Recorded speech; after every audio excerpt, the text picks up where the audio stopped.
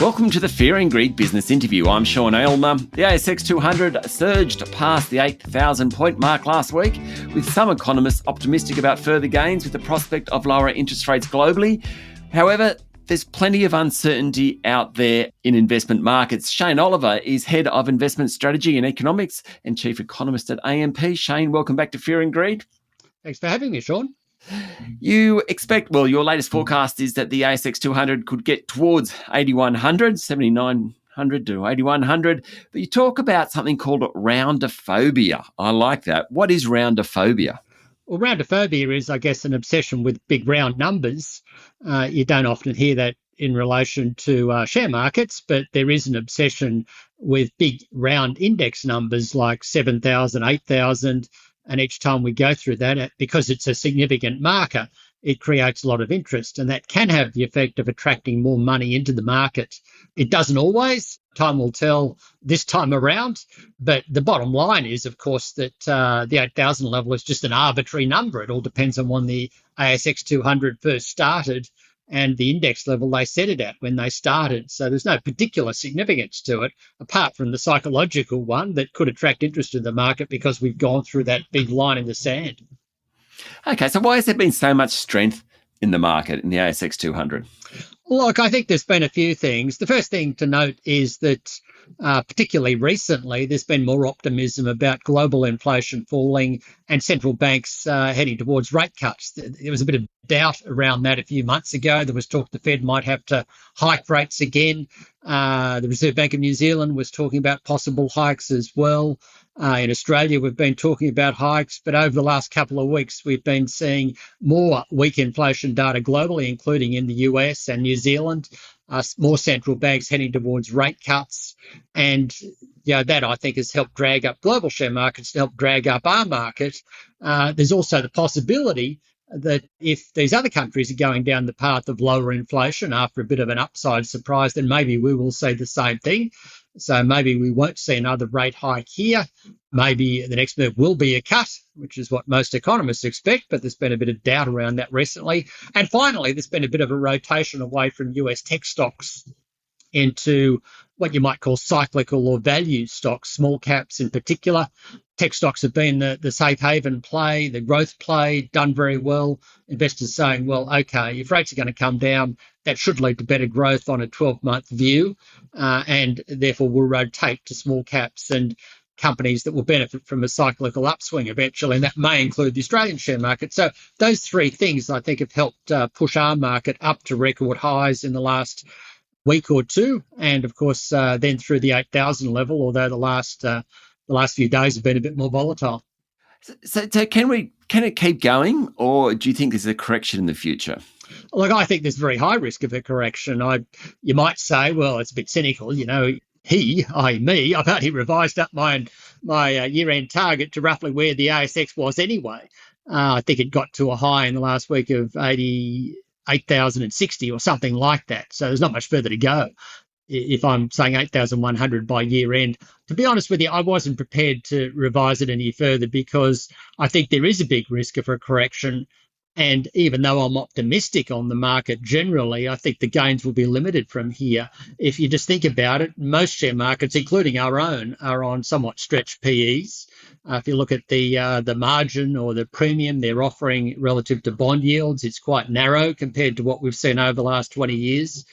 There's risks still out there of recession, so that's a key uncertainty in the short term. And one big factor is looming large here, and that, of course, is the dystopian reality of what's going on in the US. I'd like to call it a dystopian fantasy, but it seems to be a reality, and that is their politics, which looks like a complete mess to me. I'm shocked that what is one of the world's greatest countries has come up with these two as the potential leaders for the next 4 years. But in any case, that's the way it is. But that is causing some uncertainty around markets. And the particular uncertainty, I think, is fear that we'll see another return to trade wars under Trump 2, much like we saw in 2018 under Trump 1.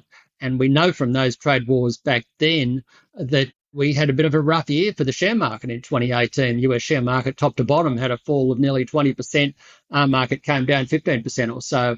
in the midst of that year. So we know from the past that trade uncertainty is not good for share markets, even though there are some positives for investors from Trump's policies. So I think all of those things are starting to creep in and could give us a bit of volatility over the next few months. I'm also conscious of the old saying, it used to be sell in May, go away, come back on St. Leger's Day, which is a day in September. In recent times, the strength has continued into July. July is normally a strong month, but just as we saw last year, markets peaked out in July, then we had a correction through August, September, October. August, September particularly are known as seasonally poor months for investors. So there is a high risk that we could go through a correction over the next couple of months. Stay with me, Shane. We'll be back in a minute.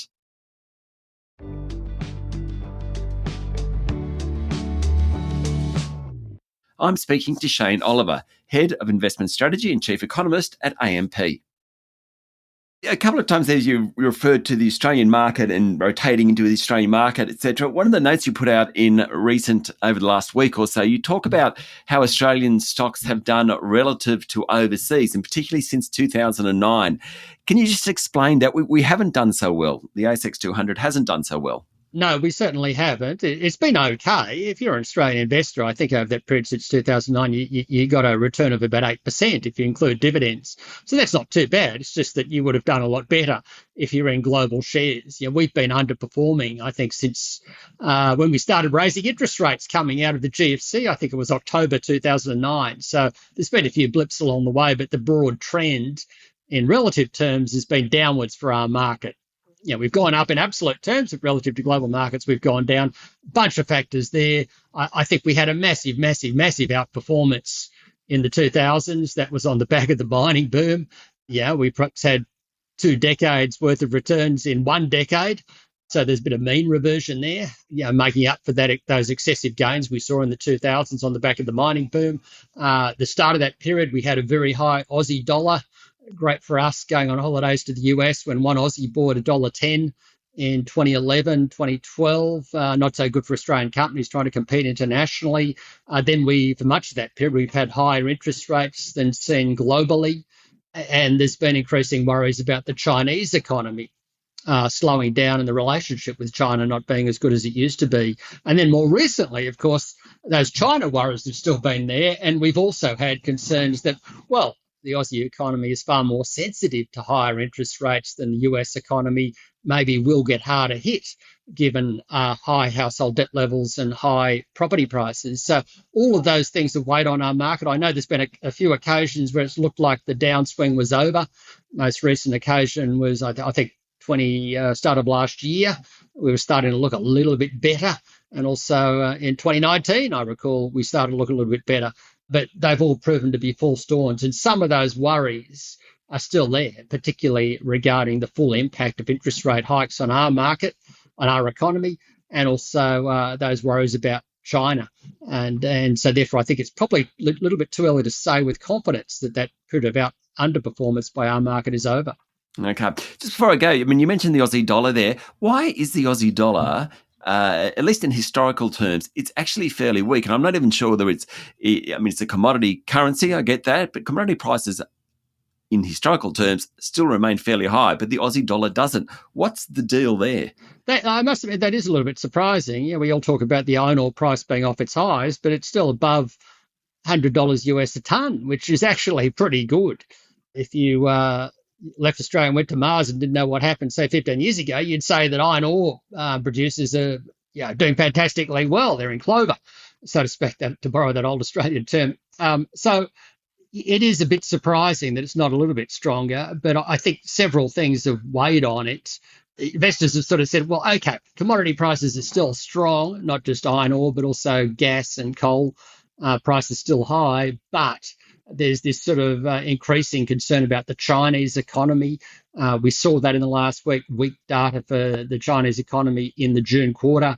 The so-called third plenum didn't really deliver any extra stimulus. There was lots of words about deepening and optimizing and all that sort of stuff, but nothing concrete in terms of stimulus. So that's still weighing on our market, or on the Aussie dollar rather. The other one is just you get this overriding strength in the US dollar. Investors are still feeling nervous about the global economy. There is a perverse relationship here. Then whenever there's worries about things globally, the US dollar is strong, even if some of those things to worry about are in the US.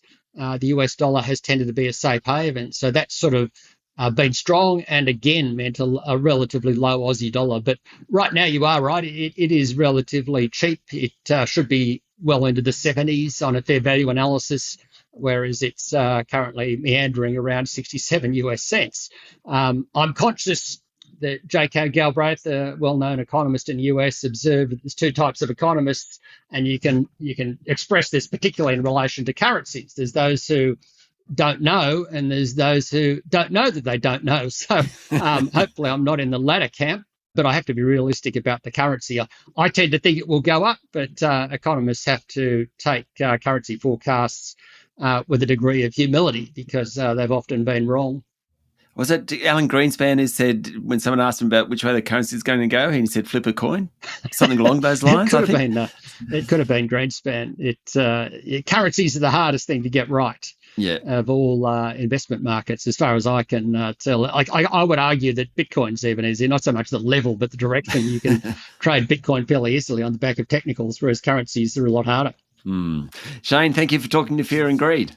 Thank you, Sean. Thanks for having me. That was Shane Oliver, Head of Investment Strategy and Economics and Chief Economist at AMP. This is the Fear and Greed business interview. Remember, this is general information only, and you should seek professional advice before making investment decisions. Join us every morning for the full episode of Fear and Greed, business news for people who make their own decisions. I'm Sean Aylmer. Enjoy your day.